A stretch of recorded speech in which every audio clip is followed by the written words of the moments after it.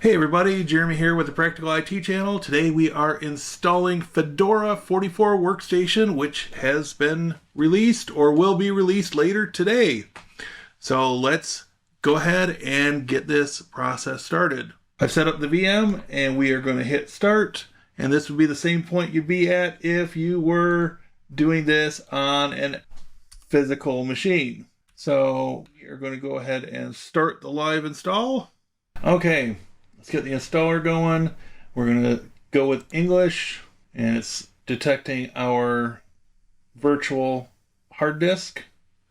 Next. We're not going to encrypt since it's a VM, and that all looks fine. Erase disk and install. And this is going to be one of those two-stage installers where it does part of it, then you start into the system, and it runs you through a second piece of the process.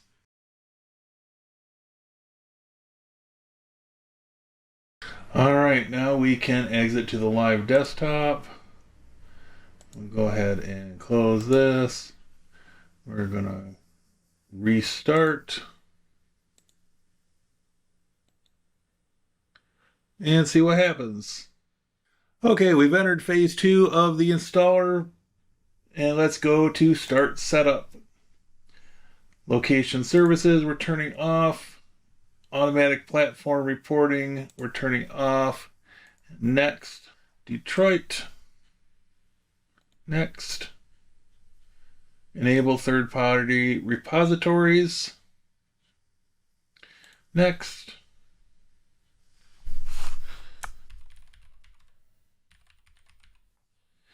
All right, we do have the option for enterprise login, so if I wanted to connect it to my Zential domain, we could do that. We're going to skip that process right now.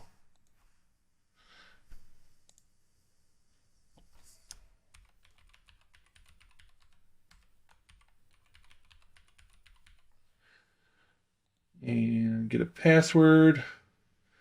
Start using Fedora Linux.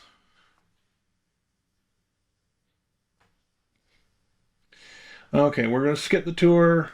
I think we've all seen that enough times right now. Hitting the Windows key, or super key as it's called in the Linux and Unix environment, will bring you up to the desktop task view sort of interface with the launcher down here on the bottom, and you can do show apps, and it will give you the full list of apps that are installed. We've also got the software and the file manager down here. We'll hit this. We'll select the first desktop. If we come into settings, we've got network and the normal suspects. If we come down to online accounts, we can add different accounts if we want them available system-wide. We can turn on file sharing, and the thing I always like to check is printers. Does it find my printer? And yes, it actually did. If we go into this, printer details, it will tell us about that printer.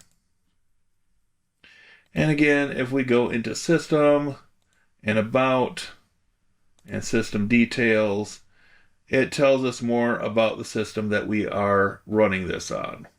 So, easy enough. We'll go into software just for a moment, and there are already some updates. Go ahead and download those, and we'll be back when the updates are finished. Okay, here we are, restart and update. And now we'll be back when updates are done.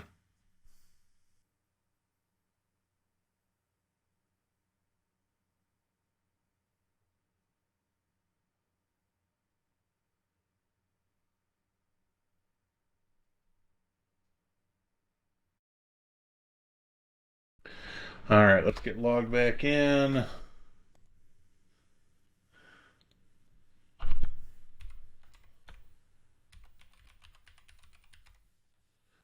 All right, so Does our keyboard shortcut here work to open a terminal?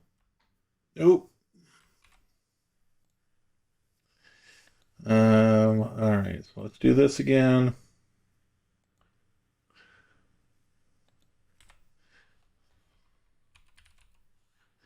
Now we'll get a terminal.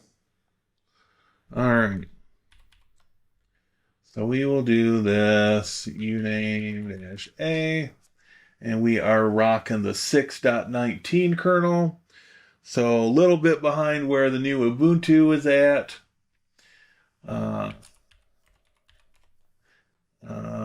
Let's see. Version.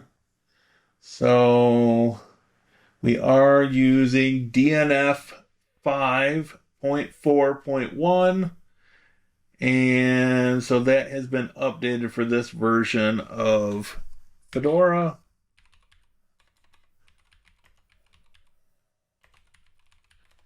We'll check update.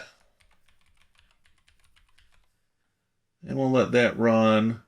And as you can see, it gives you a little bit different display than what the modern apt gives you on a Debian-based system, but still this is very nice.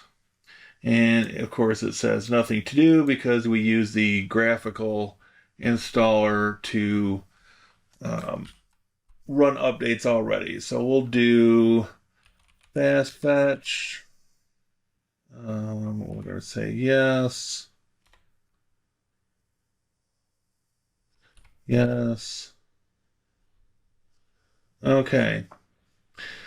And so it's a little cut off because of the size of the terminal screen, but we are on GNOME 50.1, Bash 5.3.9, 1992 RPM packages, and it is telling us QEMU, and I'm going to jump out of this for just a moment because I think with Fedora, it already has the QEMU guest agent installed, so we don't have to install that separately, which is a nice touch.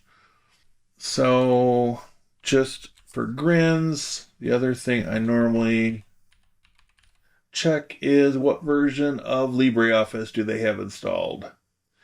And I'm going to just close out of that, and we're going to say about LibreOffice. And this is 26.2.2.2, which should be the latest version.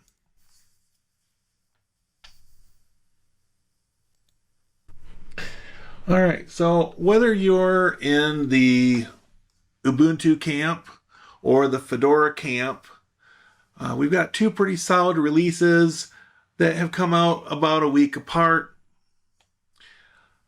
And it really comes down to a personal preference thing, which one is going to be best for you. They are both solid releases, and they are packing some software that's more up to date than what their predecessor had included. So I'd invite you, let me know, what do you want to see with the new Fedora? Head down to the comments, let me know that. Which one of them are you more likely to use? That's going to be our next poll. So watch out for that coming probably later this afternoon. And until next time, have a great day.